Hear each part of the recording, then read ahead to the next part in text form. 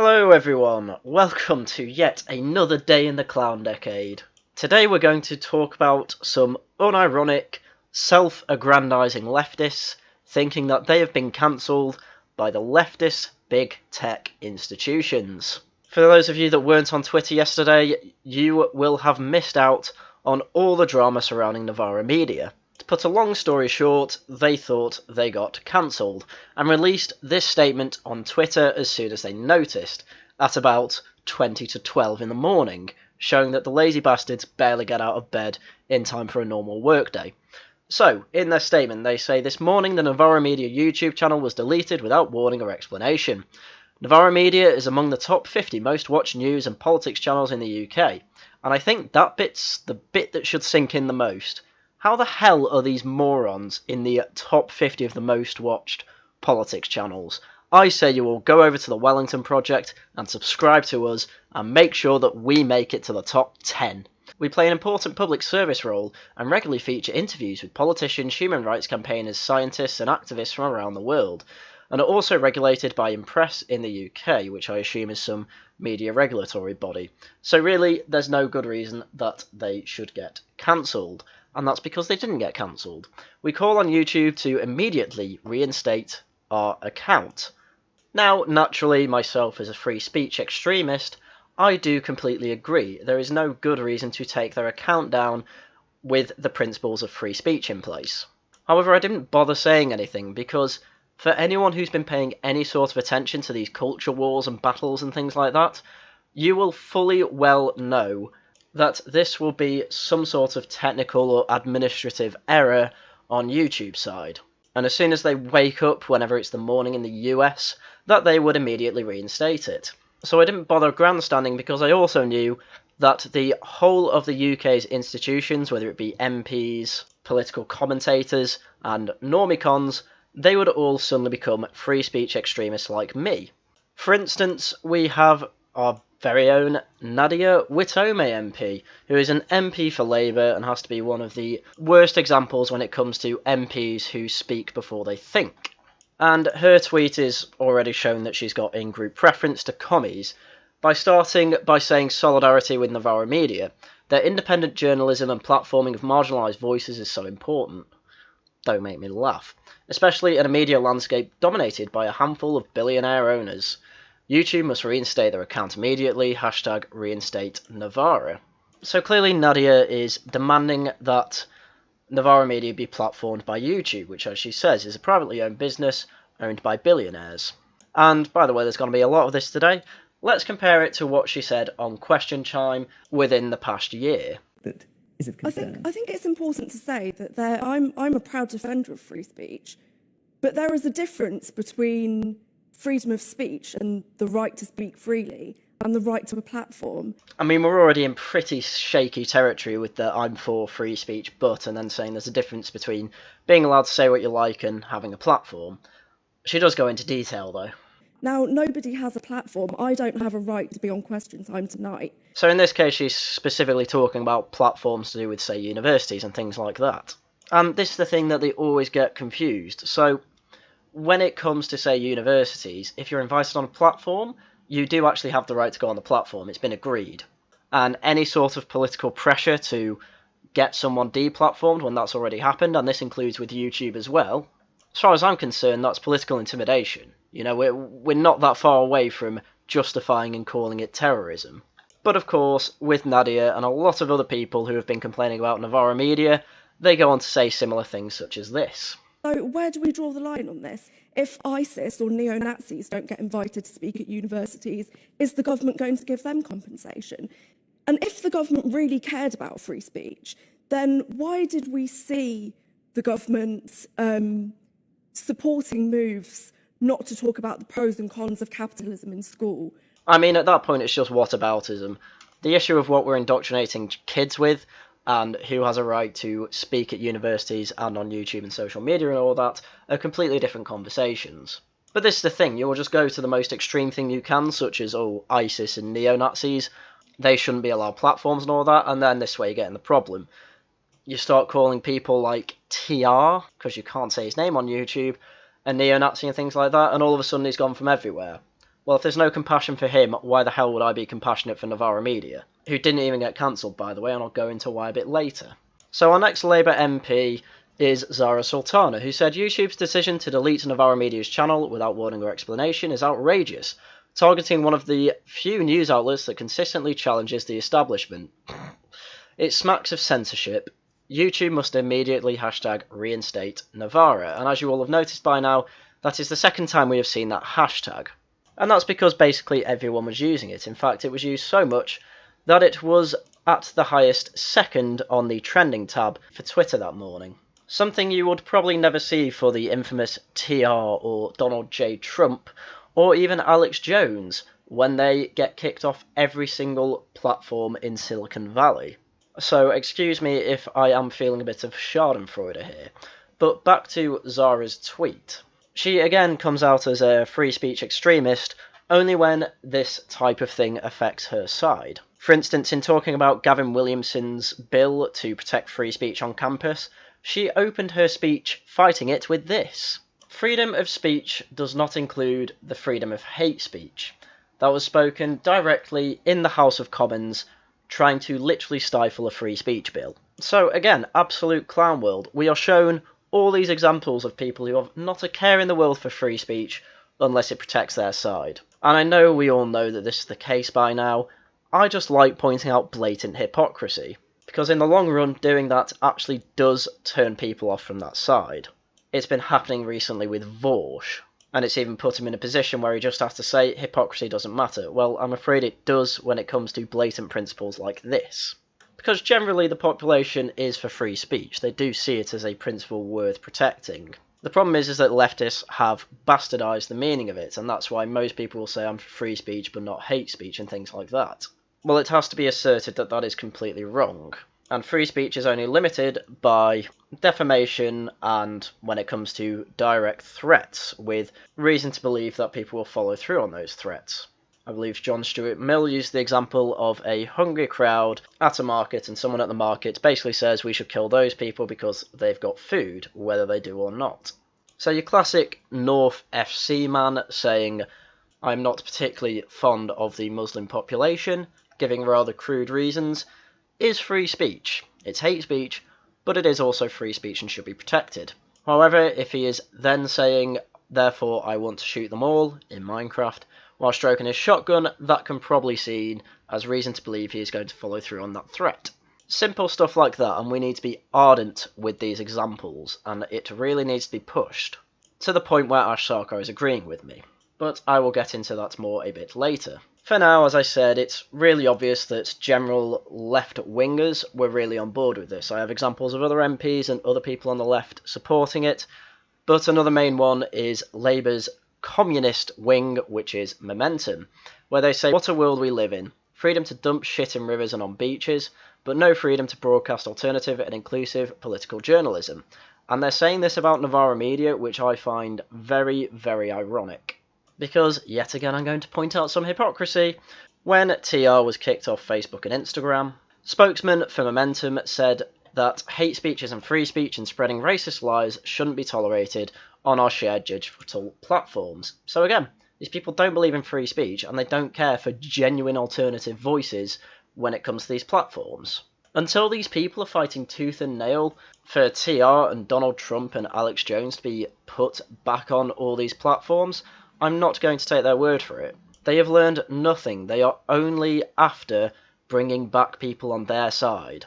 But just to make it clear just how universal it was that people turn into free speech warriors whenever a left-wing, well, not even left-wing, not even leftist, an actual communist magazine is banned off YouTube. We even get normicons and conservatives piping in saying, well, basically virtue signalling for free speech. Which in principle I'm for and all that, but again, as I said before, they've not been cancelled, they've just been caught up in one of YouTube's bots and were obviously going to get reinstated.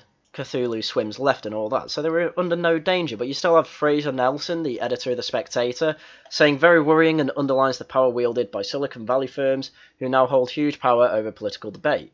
Yeah, again, they weren't deleted for their political leanings, they were deleted due to an administrative fuck-up.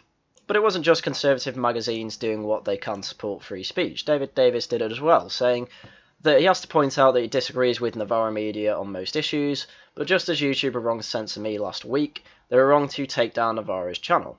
And Novara Media said nothing about David Davis's being taken off YouTube and Twitter a fortnight ago, because he basically just opposed lockdowns again. That's basically all he did, and that was like, ooh, medical misinformation. Nothing from Novara, nothing like that. They didn't care at all. But he finishes off by saying free speech must be protected and the government must end the erosion of free speech online. I completely agree. But again, this is why I didn't say anything like this. I didn't virtue signal for this because everyone knows that I think they shouldn't be kicked off Twitter, YouTube or anything else. But I'm not going to sit here and say what you all know I already say when they're not going to say the same thing for me. And when I know they've not been cancelled due to political reasons, I know they've been cancelled due to administrative errors. So now we're going to move on to what I think are good replies to what happened to Novara, which is Douglas Murray's tweet. He says these communists didn't seem to have a problem when big tech came for Milo Yiannopoulos, Katie Hopkins, etc., because the hate mongers at barely known Novara Media thought big tech only came for their counterparts. Now it's their turn, funny old world.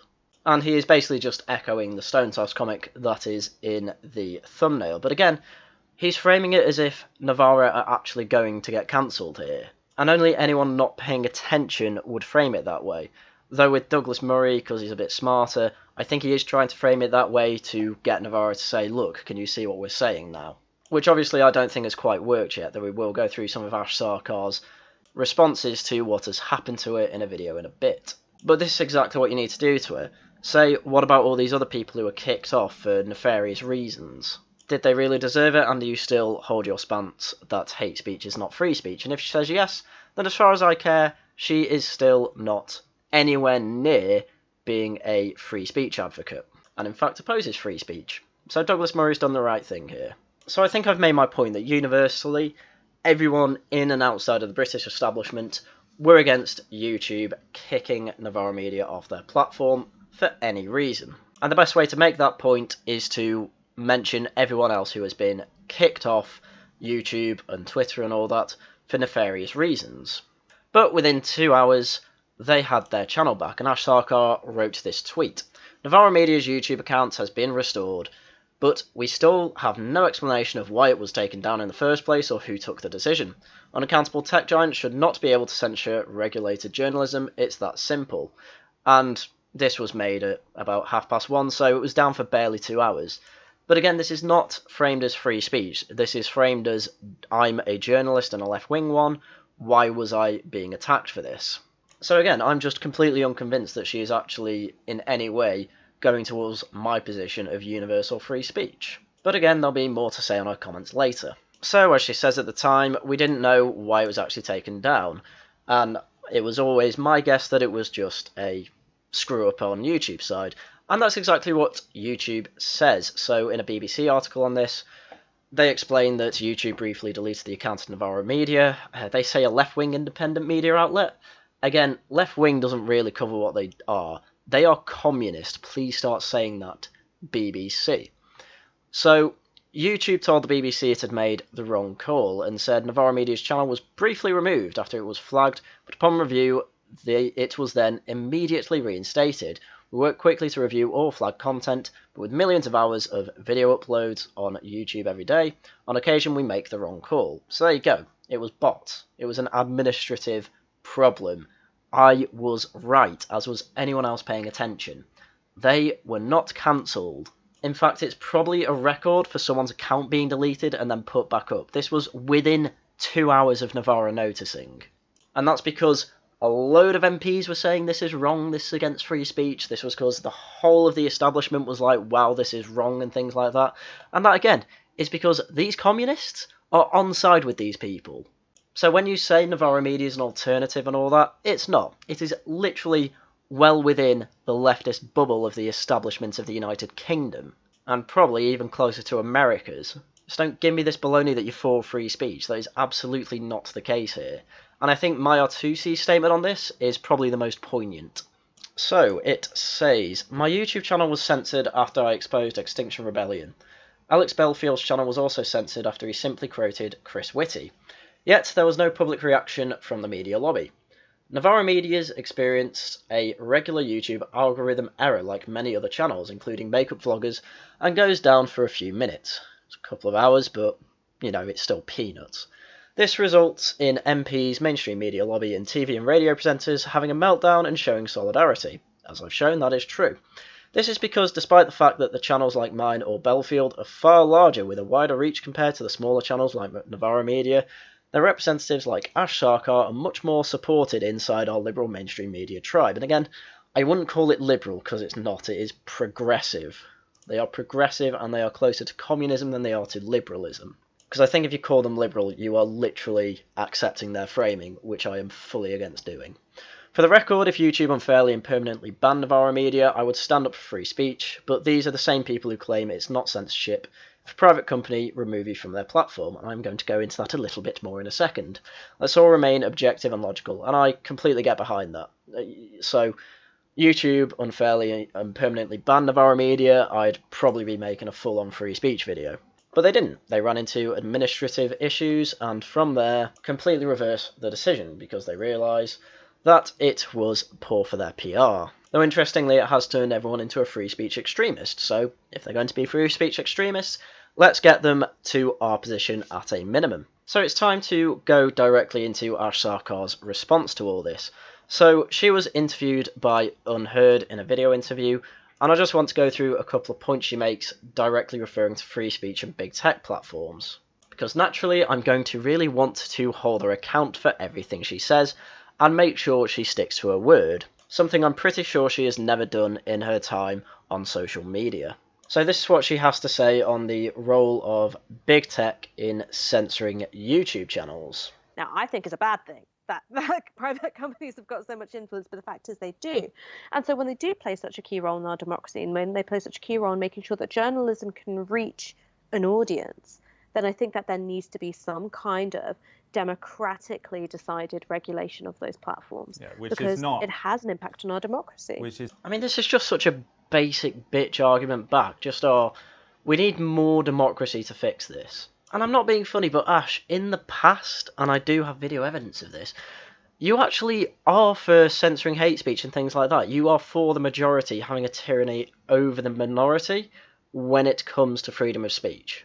And I just don't see a good reason that basically who should be censored should be down to the masses. This is directly opposed to what free speech is all about, and she actually makes this point again when asked about what she thinks of the arguments of, oh, well, it's a private company, they can do what they want with their platform. Well, I think that what you see there are people trying to make sense of a rapidly changing landscape, and they're kind of grasping for arguments which suit the thing that they're trying to focus on at the time. And I know that I've certainly been guilty of doing that, where I see something happening and I go, okay, what's the argument for this? And you see something happening, like say there is a white supremacist YouTube account or a network of white supremacist Twitter accounts, and they're taken down. And of course, there are freedom of speech arguments there. What are the limits of political interference of private corporations? And we don't have, like you said, a political framework of treating these as public utilities, having some kind of democratic oversight, and then people grasp for the nearest available argument. So yeah, just to make that a bit clearer, she isn't for free speech at all. She is saying she thinks it's justified if you have a democratic framework for censoring people. Apparently that would make it justified. So don't at all think that she has learned any lessons from this. Don't think she's any sort of free speech advocate. She is totally for censoring people. She just thinks it has to be democratic and that's the only way to do it. And of course she'll completely turn on that argument when it turns out that giving people the vote on who to censor censors her in the end. So next she's asked about the Trump ban, and again I just find what she says interesting because I think she's lying again. For example. Where was I on the Trump ban? Well, one of the things that I was saying at the time is that this isn't something to celebrate. This is not something to just sort of go, woo, Trump, we don't like him, he's a racist, he's a fascist. He's currently, corroding democratic norms.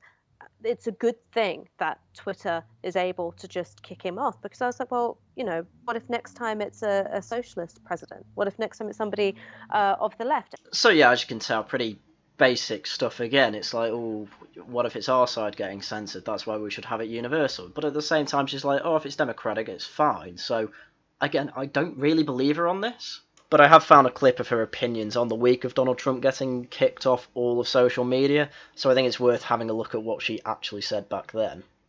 Well, it's safe to alienate a president who is being kicked out of power, isn't it? These huge corporations like Twitter, Facebook, Google, they're also politically vulnerable. There are certain kinds of legislation they don't want to see enacted. They want a sympathetic ear in the White House. And we've got someone like Donald Trump who derives so much power from Twitter. It was not safe to boot him off or to implement their terms of use from the perspective of the self-interest of these companies. So there you go. From Ash Sarkar's perspective, she basically thinks that Donald Trump wasn't kicked off earlier because he was president, and that would lead to basically them getting completely overrun with legislation from the White House, from Congress, and all that. So it seems she's perfectly okay with kicking off Donald Trump at the time, so she has basically just lied to Unheard. Well done. Having said that, she is all over the place with her opinions. But I do think that this is something which is actually quite dangerous. Okay, so which is it? Because I don't know why you wouldn't start this by saying that you think this is dangerous. I don't know why you started with, it turns out that Silicon Valley feels safe that they can do it now, because that makes it sound like you almost agree. Actually, if we just listen to the next clip, it turns out she is actually fully on board with the deletion of his Twitter account. You know, as you've pointed out, these aren't Trump's worst offending tweets. When he tweeted during the BLM protests, when the looting starts, the shooting starts, you could say that that is a much more direct incitement of violence than either of the two that you've quoted just there. And of course, in Kenosha, Kyle Rittenhouse fired into a crowd of protesters. 2 people were killed. And his account wasn't suspended or banned then. And, you know, it's because it wasn't certain whether or not he'd still be in power, you know, after the election. So, according to her, he's inciting violence, and he actually incited Kyle Rittenhouse to, as she says, shoot into a crowd of people, which didn't actually happen, and I can't believe that lie was still going even in January of this year. And those trials are actually ongoing now, and what I love is that the judge has said that the people killed by Rittenhouse can't be referred to as victims, but can be referred to as rioters and arsonists. Because it is just so obvious that Kyle Rittenhouse should be innocent, and is innocent, because he was literally attacked by these people. So, yeah, all I can conclude is Ash Sarkar is a liar, and now that she is being affected by what she thinks is cancel culture, she's now all on board with the arguments I've been making since 2016. But again, she's all over the place with this. I do think it's dangerous that completely unaccountable businesses have the ability to turn the taps on or off of our public sphere in the way that they do. I literally don't know what she's saying. I don't know if she thinks it's a good thing he was banned or not. She's all over the place.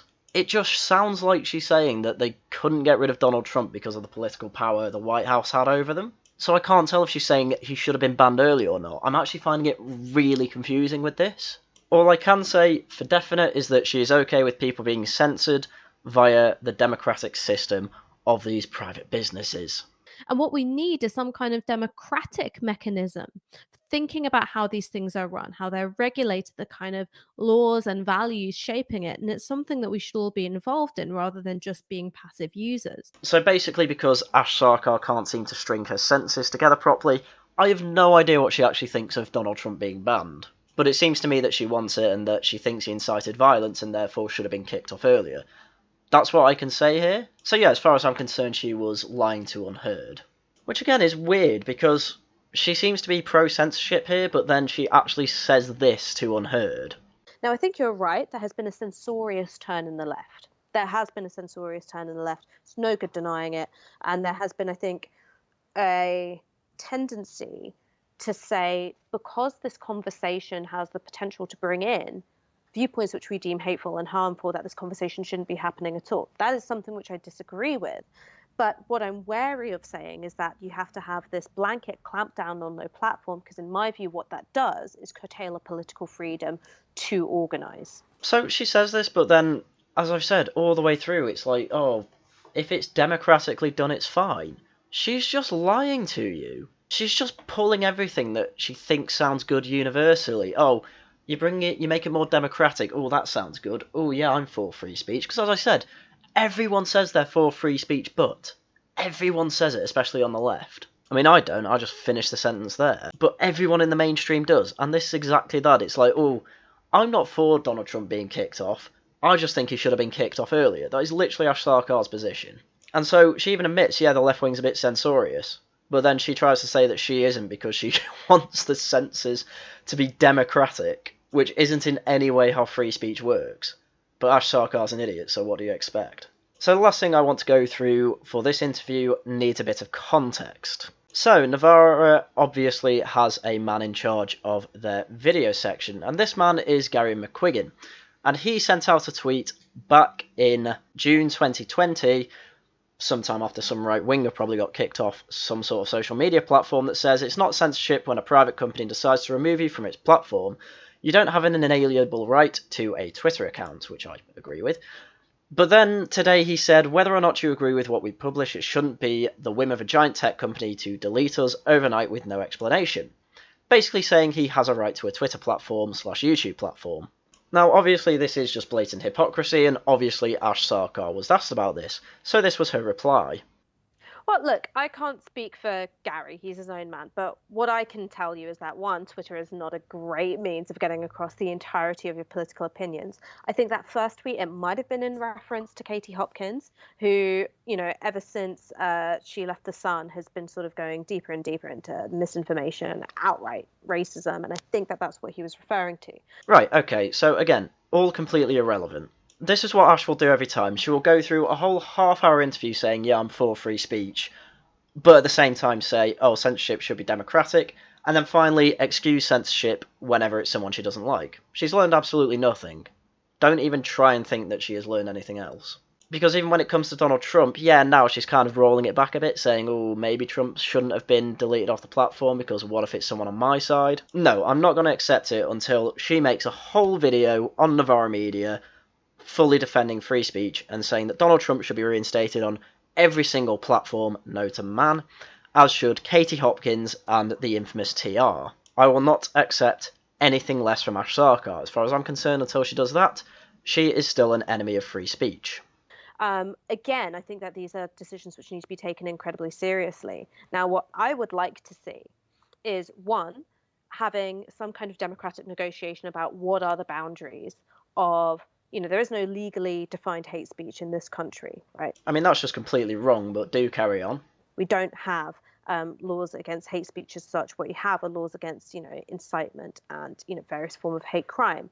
Again, it's like she just doesn't pay attention. I did an article for the Wellington Project last week going into examples of hate speech that has been punished by law. It was some guy who basically called a footballer a baboon, kind of implicitly. And of course the footballer was black, and that was deemed as grossly offensive. We literally have it in law, Ash. 2003 Malicious Communications Act, section 127. If something is deemed grossly offensive, it is hate speech, and if it is sent online. We do have a legal definition for hate speech. It's just if something's grossly offensive and sent online, and that needs to be removed. But obviously, you'll want that to apply to day-to-day life, and I'd even go as far as thinking that you think it should also be implemented even in people's private conversations in their own home, because you are a mentalist when it comes to this sort of thing. Literally, all speech can be banned under her thought process, because any sort of speech that is democratically deemed as out of the bounds of free speech can be completely censored. You are not for free speech, Ash. You are a complete moron. And I think that we need to, update those laws and think through them seriously, and also the potential detrimental effects of having hate speech laws out in the open and democratically decide them. I mean, I don't know how much more clear I can make it. She has not turned into some sort of free speech warrior. She only does that when it's for her side. What would she say if it was democratically elected that she couldn't have her Novara Media channel for whatever reason? Just one day the whole of England vote to get Ash Sarkar off every platform ever. She'd probably go back on it very quickly, because all she cares about is her side, her team. And this is consistent with what she said in the past, including that whole thing about Trump I brought up earlier. And of course she is totally fine with cancel culture. I mean, just take a look at this clip. I think what's different here is that you have this extreme paranoia on the part of people who used to feel quite comfortable, with their place at the top of the table, leading the country's conversation, and are now feeling a bit threatened by the fact that audiences can talk back. That's what she thinks cancel culture is. She thinks Donald Trump being taken off Twitter is an audience talking back. Obviously, that's not in reference to that, but this is essentially what she thinks of people being taken off platforms, whether it be a university speech or whether it be on Twitter or something like that. High-profile activist and journalist Ash Sarkar isn't afraid to take Pierce on. She says cancelling is not a new form of mob rule, but an important tool of social justice. Again, I'm just going to keep nailing this point home. She's against free speech. Any normicon or anyone like that that thinks she is changing her mind on this is completely wrong. She still stands by this because she thinks mob rule is democratically electing censors. I don't think that the problem matches up to the scale of news coverage, conversation, and moral panic that's around it. And downplaying any sort of censorship that she can find or that is brought forward to her. I mean, I think the context of this is Piers Morgan talking about cancel culture and thinking that censoring on platforms is wrong. So what does she have to say to the examples brought before her? So I think those things aren't examples of cancellation. What we see are really important literary texts, whether it's children's literature or a piece of cinema that is absolutely iconic, being interpreted and critiqued in different ways. That's not an attack of freedom of speech. That's actually in the spirit of academic interrogation and freedom of speech itself. I don't know what the hell she is talking about there. How can you compare? You can't compare censoring something with critiquing it. It's a completely different thing. Critiquing is what I do on proper horror shows, Horror Tuesday live stream every week. There has been some offensively bad films that we have seen on that, but I'm not for censoring it. I'm just saying it's really terrible. That's fine if you were just doing that, Ash, and if that's what people were doing, but they're not. They are kicked off all platforms and have their voices silenced. How is that in any way fundamentally freedom of speech? So I think I've made my point really clear here. We are in a state, as we already knew, but this is just confirmation at this point. We are in a state where cancel culture really does just only affect anyone to the right of Mao. Literal communists who, in their latest video, call all landlords parasites and a scourge on society, with a literal picture of Mao in the thumbnail, which also, by the way, I'm probably going to go through in a video at some point soon, is seen as perfectly acceptable and requires absolutely everyone in the UK establishment to make sure that their voice is heard to say, please reinstate this channel. When it comes to other channels that are much bigger and more popular, I can't imagine you'd see this type of solidarity. What was going to happen when the Lotus Eaters is kicked off YouTube? Your guess is as good as mine. But I can guarantee you will not see literal communists flying the flag for free speech. So, as I say, until they are saying Trump and TR should be reinstated on all platforms, I'm not going to take them at their word that they are for free speech. That is my criteria. It is quite simple to follow. So as for the rest of you free speech warriors, I think I've made my point. Never trust any leftist or establishment figure who says they are for free speech until they say Trump at the very least, but also TR, should be allowed back on all platforms. Of course, hell will freeze over first, but there we are. That's the world we live in. Anyway, that's everything I had for you today. So, as usual, thank you very much for watching, and until next time, goodbye.